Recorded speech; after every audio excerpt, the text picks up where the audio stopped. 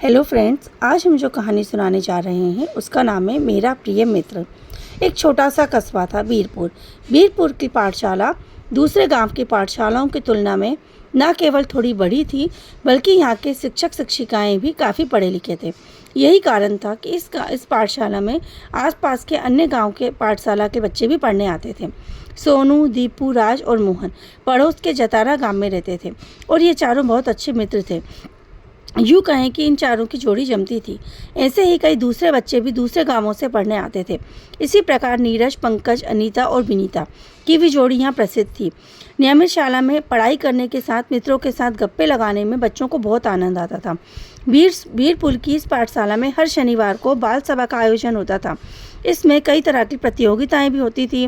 कभी वाद विवाद, श्लोक, दोहे सुनाना, कहानी, कविताएं और कुछ भी प्रतियोगिताएं होती थी जिसे भाग लेकर बच्चों को बहुत अच्छा लगता था और उन्हें पुरस्कार भी मिलता था। यही कारण था कि बीरपुर के बच्चे यहाँ की पाठशाला में बहुत आना पसंद करते थे। यहाँ पढ़े लिखे बच्चे होशियार और बहुत ही अच्छे माने जाते थे।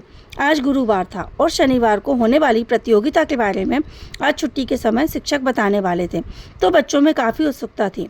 छुट्टी की घंटी बजी, सारे बच्चे मैदान में आकर राष्ट्रगान के लिए एकत्रित हुए। राष्ट्रगान के पश्चात उनके शिक्षक ने उन्हें बताया कि जो प्रतियोगिता होने वाली है वो क्या है। प्रतियोगिता के बारे में उन्होंने बताया कि बाल सभा प्रतियोगिता का इस बार का विषय है मेरा प्रिय मित्र। तो बच्चों, आपको अपने प्रिय मित्र के बारे में बताना है, आपको वो क्यों पसंद है और उसकी खूबियों के बारे में आपको बताना है। बच्चे यह सुनकर बहुत खुश हो गए। सभी बच्चों के चेहरे पर मुस्कान छा गई। एक मीत था जो खुश नहीं था, क्योंकि मीत बहुत ही संकोची स्वभाव का लड़का था। यही कारण था कि उसका कोई विशेष मित्र ही नहीं था। छुट्टी के समय सारे बच्चे घर के लिए चले गए। मीत धीरे धीरे कदमों से गेट की तरफ जाने लगा। वो आगे बढ़ ही रहा था कि उसके कंधे पर किसी ने हाथ रखा। वो चौंक गया। उसने पलट कर देखा तो देखा कि जो टीचर थे वो उससे देखकर मुस्कुरा रहे थे।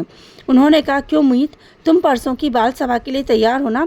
कितना आसान विषय है ना इस बार, और हाँ, इसमें सभी को भाग लेना जरूर है। यह सुनकर मीत ने हकलाते हुए कहा, हाँ सर, मैं भाग लूँगा। तभी सोनू, दीपू, राजू और मोहन की चौकड़ी उसे रास्ते में मिल गई। उन्होंने दीप से बोला, क्यों दीपू उसमें से दीपू बोला, क्यों भाई मीत, बाल सभा के बारे में क्या इरादा है? सोनू बोला, अरे वो क्या बोलेगा, आज तक तो उसे किसी के साथ देखा ही नहीं, उसका कोई बेस्ट फ्रेंड ही नहीं है। तभी राजू बोला, कल देखना, अब पूरा स्कूल परफॉर्म करेगा और ये अकेला बैठकर सबको सुनेगा। हाँ बिल्कुल, यह कहते हुए मोहन ने भी उसकी हाँ में हाँ मिलाई।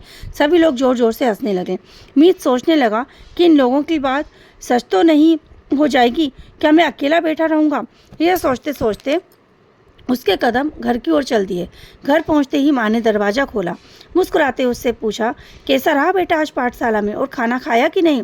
माँ के इन सवालों का जवाब मीत ने थोड़े से अपसेट मूड से दिया। माँ ने पूछा, क्या बात है, बड़े उदास लग रहे हो, शाला में कुछ हुआ क्या? उसने कहा, नहीं माँ, ऐसी कोई बात नहीं है, और वो जाकर अपनी माँ से लिपट गया। फिर थोड़ी देर बाद माँ से बोला, माँ, शनिवार को बाल सभा है। माँ बोली, हाँ, तो इस बार का क्या विषय है? वह बोला, इस बार का विषय है मेरा प्रिय मित्र। तो माँ ने कहा, इसमें क्या परेशानी है? माँ की बात सुनकर वह बोला, माँ, मेरा कोई मित्र नहीं है, मुझे तो पढ़ना पसंद है, इसलिए मैं पढ़ता लिखता रहता हूँ या फिर चित्र बनाता रहता हूँ। अब मैं प्रिय मित्र कहाँ से लाऊं? माँ ने उसे समझाते हुए कहा, देखो बेटा, प्रिय मित्र वह होता है जिसके साथ हम अधिक से अधिक समय बिताते हैं, जिसके साथ हमें रहना अच्छा लगता है, जो हमें प्रसन्नता देता है। मीत ने कहा, हाँ माँ, तो तुम्हारे पास भी तो तुम्हारा प्रिय मित्र है। माँ ने कहा, तो उसने कहा, वो कौन? मैं समझा नहीं माँ। माँ ने मुस्कुराते हुए कहा, बेटा, ये किताबें तुम्हें पढ़ना अच्छा लगता है, तो ये किताबें ही तुम्हारी सबसे अच्छी मित्र हैं। मित्र आश्चर्य से माँ की ओर देखने लगा और खुशी से उछलते हुए बोला, हाँ माँ, आपने सही कहा, मैंने तो ये सोचा ही नहीं था, और मैंने कहीं पढ़ा भी है कि पुस्तकें हमारी सबसे अच्छी मित्र होती हैं। कहते कहते मीत के चेहरे पर मुस्कान छा गई। वह बोला, हाँ माँ, अब मैं इस प्रतियोगिता में भाग ले सकता हूँ। और वह खुशी खुशी अपने कमरे में गया। और अगले दिन पाठशाला जाते समय उसके चेहरे पर निराशा का भाव नहीं था, अपितु खुशी के भाव झलक रहे थे। वह सबके सामने आकर अपने प्रिय मित्र के बारे में बोलने को बहुत उतावला था। भोजन के बाद बाल सभा शुरू हुई। बच्चों ने बारी बारी अपने मित्र के बारे में बहुत अच्छी अच्छी बातें बताई। तभी कार्यक्रम का संचालक और संचालिकाएं ने प्रतिभा दीदी का नाम पुकारा। अब वह मीत शर्मा अपने मित्र के बारे में बताएंगे, यह कहकर उन्होंने मीत को बुलाया। सभी बच्चे सोच में पड़ गए कि मीत आखिर किसका नाम लेगा। किस मित्र के बारे में बताएगा? उसका तो कोई मित्र ही नहीं है। वह पढ़ने में होशियार जरूर है, लेकिन कभी किसी से बात ही नहीं करता।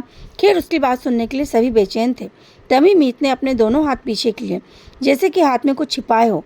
सामने उपस्थित हुआ और सबसे पहले अपने शिक्षकों को, सहपाठियों को अभिवादन किया और फिर बोला, मित्रों, जैसा कि आज बाल सभा का विषय है मेरा प्रिय मित्र, तो आज सभी यह जानने के लिए उत्सुक होगी कि मेरा प्रिय मित्र कौन है।